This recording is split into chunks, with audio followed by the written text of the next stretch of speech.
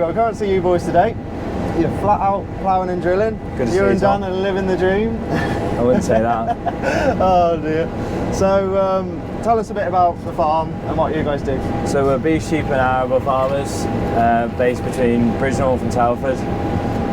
We're covering, about farming approximately about 1,000 acres with a bit of rented ground for some sheep as well.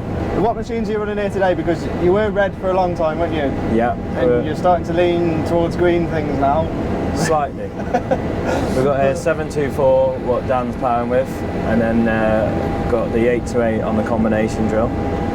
And you're still running a few case machines? Yeah, I got 2 cases and 2 Fendts. Right, okay. So what made you lean more towards the green then?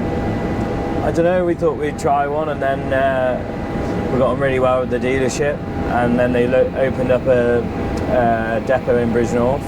Right, yeah. It offers like outstanding service from sales through to servicing to parts. You literally couldn't fault them, to be honest. But you boys do everything yourselves, don't you? Pretty much everything ourselves, yeah. You've even got your own truck? Yeah, we've got our own lorry. We do our own livestock transport to and from markets and abattoirs, and also we've got a bulker as well to be delivering our grain and anything we produce, really. Right, so would that be out most of the week, would it? Some days it's out pretty much every day, other days not so much. Yeah. But it's convenient of having our own lorry to have your own. Go and do it when we want to do it, rather than anyone else wants you to go and do it. Really. Yeah. At what point did you decide you needed to run your own truck then?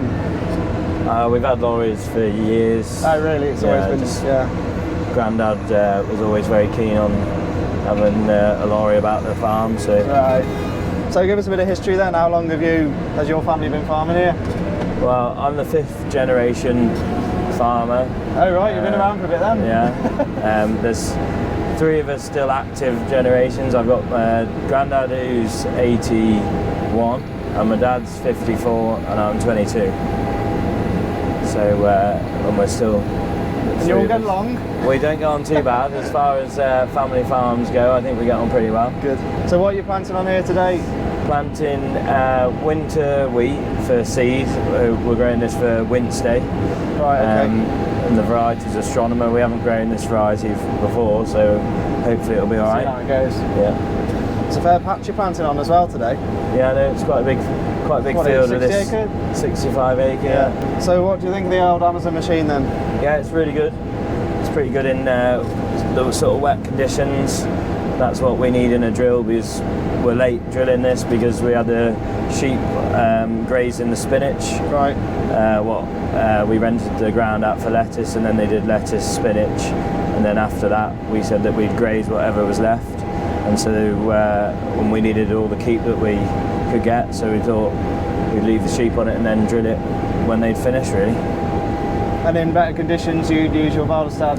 Yeah, we've got a 6 metre Valdestad Rapid, what we can just get on with when the conditions are good, and then it's far too big for us really for the acres we're doing, but we'd want to be trying to be doing other things at the same time, really. Have you always run the 2 drills, or? No, recently bought the Valdestad, to be honest.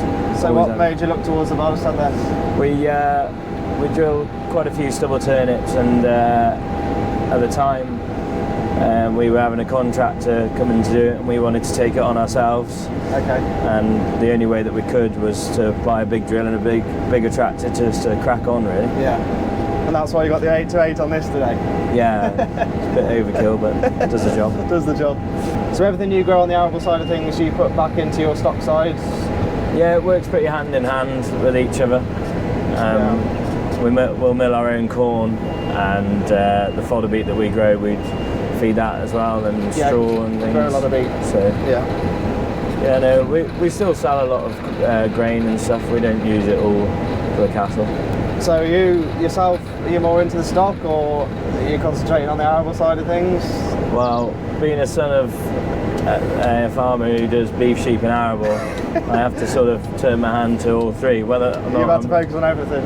I'm not very good at all 3, but I can just about do all 3. So the plough you're running in front of this machine?